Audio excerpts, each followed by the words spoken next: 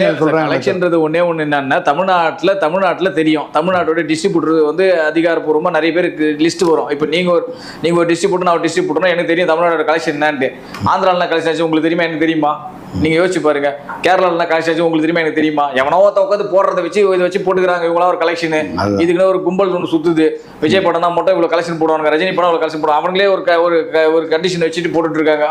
இப்போ எனக்கு தெரிஞ்சு பார்த்தீங்கன்னா அடுத்த படத்துக்கு விஜய் படத்துக்கு இப்போ ரெடி பண்ணி வச்சிருவாங்க டெம்ப்ளேட்டை. முதல் நாள் 36 கோடி தமிழ்நாடு, வேர்ல்டு வைடு 200 கோடி, புஷ்பாட்டு எவ்வளவு ஓடிச்சு 282 படிச்சுப்பா. ஓகே, அப்ப நம்ம 285 போடுப்பா அப்படின்ற மாதிரி இப்போ டெம்ப்ளேட் ரெடி பண்ணி வச்சுப்பாங்க. அதை அவன் ப்ரொடக்ஷன் வெளியிட போறான்.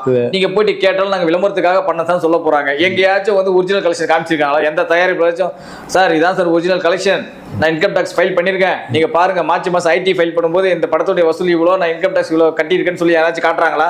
இல்லை மக்களை ஏதாச்சும் கேள்வி கேட்குறாங்களா? யாருக்கு சமீபத்தில் ஒரு கூத்து நடக்குது. ஒருத்தர் பேசியிருந்தார், அந்த கட்சி